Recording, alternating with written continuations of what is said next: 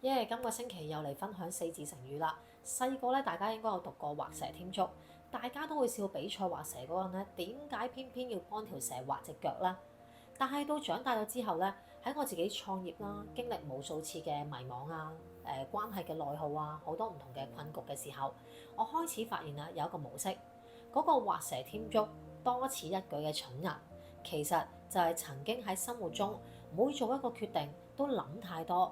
多計算，結果反而咧破壞咗自己嘅人生嘅我自己，以及無數個此時此刻都活得好攰嘅你。明明咧，我哋好多事咧，其實可以好似小朋友咁樣簡單隨心而行，用直覺去對齊就可以開機決定你想點做。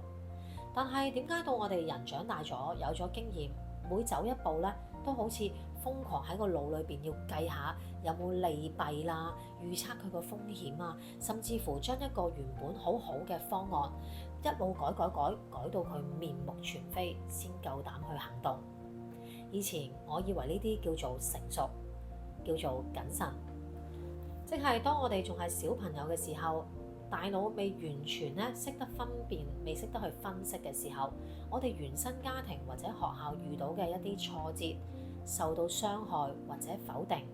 我哋大腦嘅潛意識後台就為咗保護我哋嘅生存啦，會本能咁樣去定為外邊嘅世界係好危險。只要我唔夠完美嘅話，我就唔值得被愛，唔值得擁有更好嘅結果。到我哋長大咗之後，去到成人嘅商業世界嗰度，我哋嘅理智明明知道嗰件事唔係非黑即白，但市場上充斥住一啲灰色嘅地帶。但係嗰個細個因為恐懼而寫入咗喺我哋大腦意識嘅舊價值啦，一早已經狠狠咁印咗喺你行為選擇嘅背後嗰度。我以前創業啦，做好多嘢嘅時候，明明產品一開始做嘅時候都好好嘅，乜都準備好，但係埋門一腳大腦個底層意識就會自動幫我導航，跳出嚟同我講，都係未夠好啊！你都係未有能力㗎，萬一做唔成咁點算呢？好冇面嘅喎。於是我又開始瘋狂咁樣喺度計啦，喺度諗啦，左度右度，係咁改嚟改去。你以為你真係用經驗去做緊一個好精明嘅計算，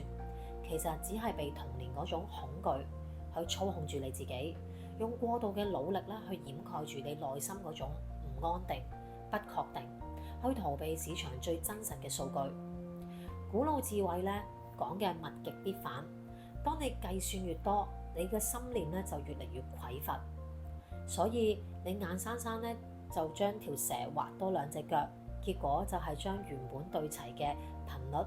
徹底格式化，白白咁樣將啲機會送咗俾人哋，呢個就叫做認知成見嘅錯判。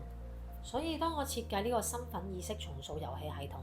係幫我自己將我大腦底層意識嘅童年嗰一段卡死咗喺度嗰個恐懼代碼徹底咁樣拎走。我發現我重塑我新嘅身份嘅時候，我人生同事業真正迎來嘅係不可逆轉嘅順流。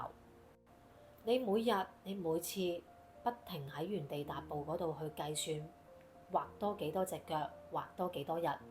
你真正嘅顯化頻率就慢慢喺度萎縮緊。咁到底要帶住幾多童年嘅陰影，親手咁樣去破壞幾多次本身屬於你嘅成功機會？如果你都受夠呢一種畫蛇添足嘅內耗循環，想徹底咁樣知道你大腦底層意識嘅筆點樣去改寫，知道個遊戲系統點樣幫到你，歡迎下面留言 DM 我。身份意識重塑，我會 send 啲資料俾你。我哋下集見。下集係萬人摸象啊，繼續借腦升級。